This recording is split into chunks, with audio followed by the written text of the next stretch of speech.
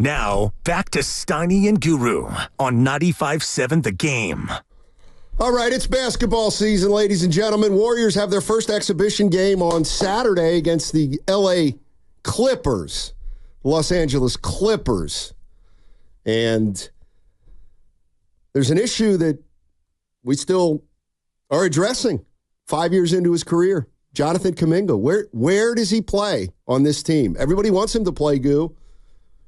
But where's the best place for him to play? I'll never forget the soundbite, and I think we're about to hear it. You correct me if I'm wrong, partner, but there's two issues, if you want to call them that. One, where does he play, and how much do you pay?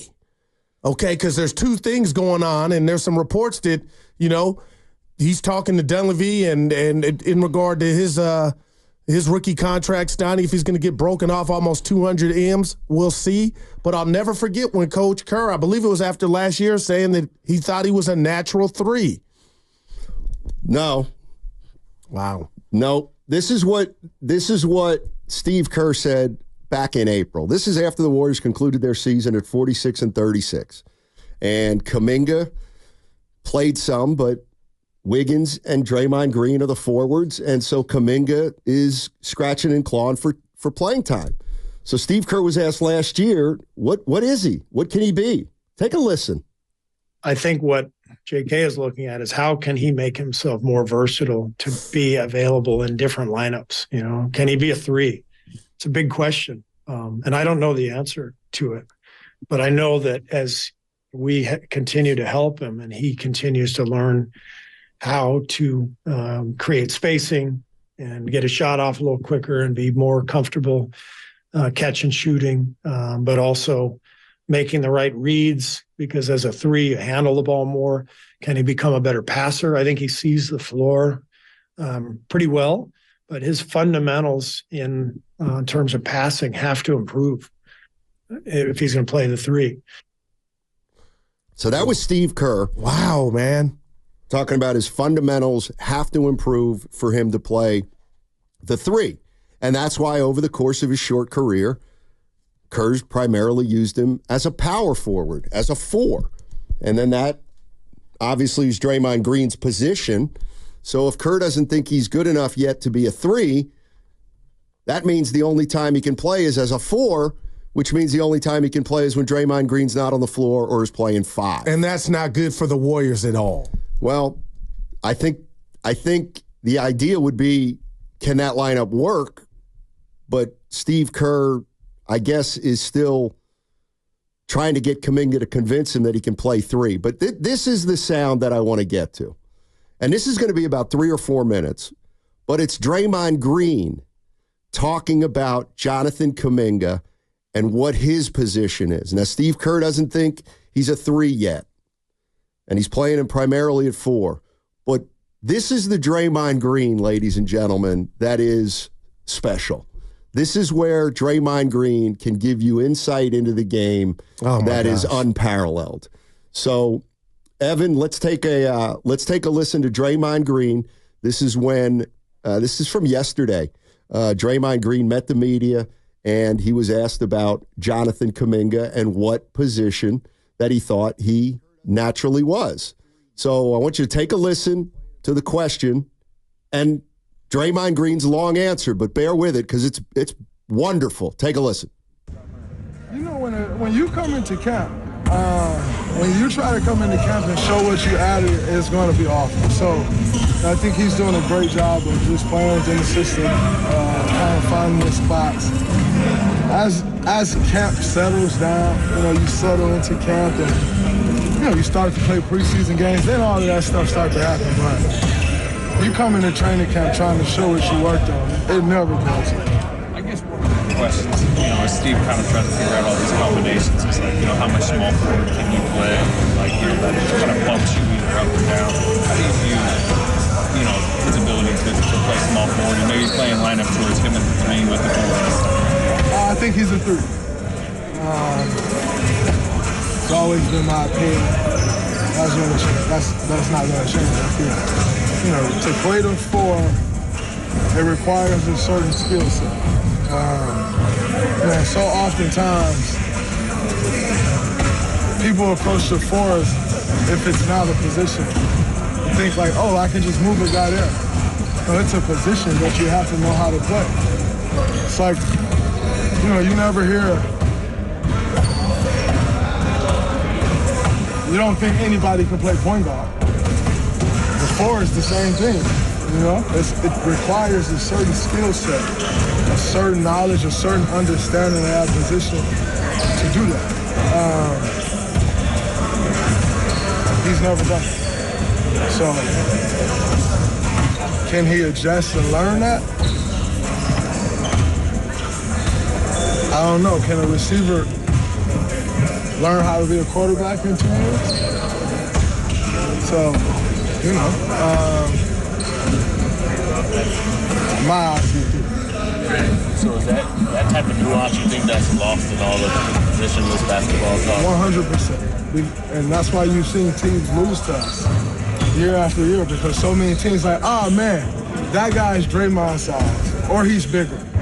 So he can go do that. And no, he can't. And it has nothing to do with how good or not I am. I just know how to play that position. I know how to play the 5. Like, I didn't just end up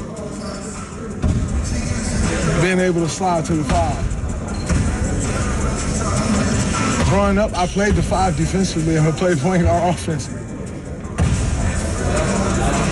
So I know how to do that. But if I didn't do that growing up, I wouldn't just know how to do that. So for years, you've seen teams take a guy that's a certain height and be like, all right, we're going to put him at the 5. And then we get layup. And then they come down and they're shooting bad jump shots. But I know how to protect the rim. So, yes, I think that is a part of what gets lost. You know, Kevin Durant is 7 feet. He's not a 5. Couldn't play the 5 if you wanted him to, because he don't know how. And that's no shot at Kevin Durant. But he's 5-man size, right? Height. But he's not a 5. And if you try to put him at the 5, he's gonna look at you like he's crazy.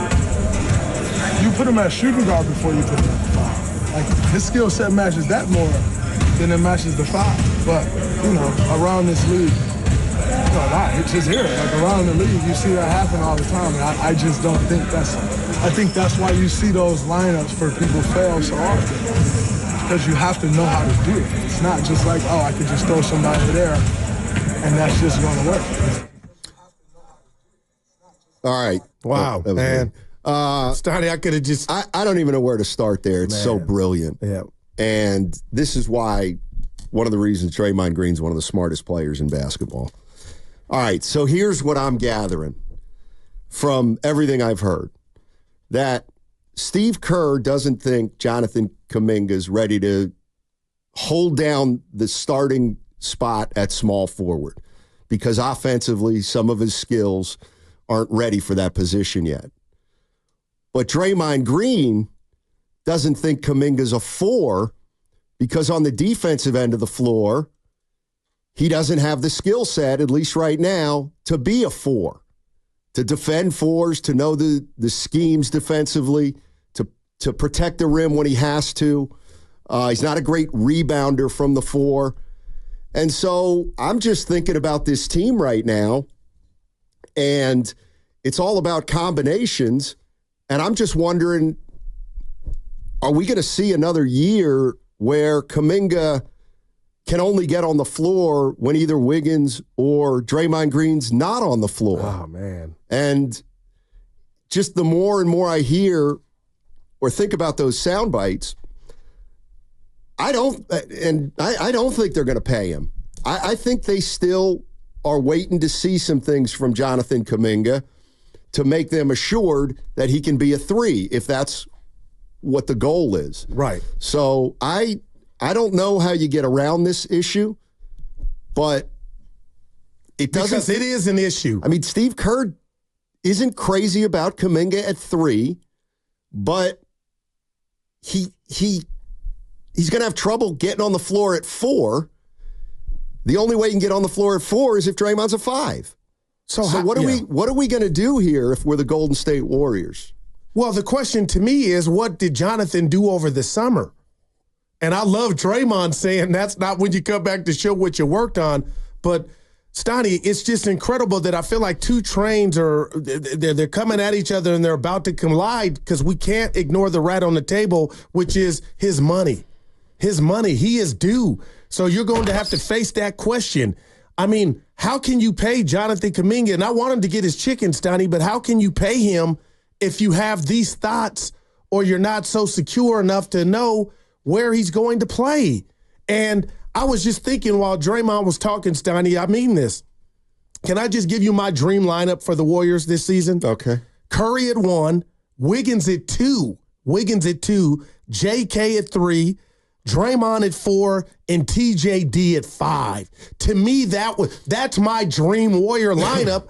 But listening to the coach and also listening to the savant that is Draymond Green, I don't want to bring in yesterday's conversation about Luciano and the scouts and everybody not being able to know early that he wasn't ready or he wasn't a shortstop.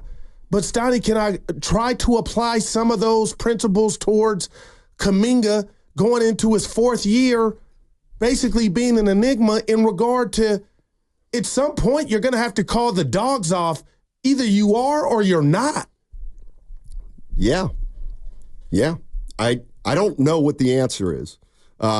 It's a big question. It is a big question.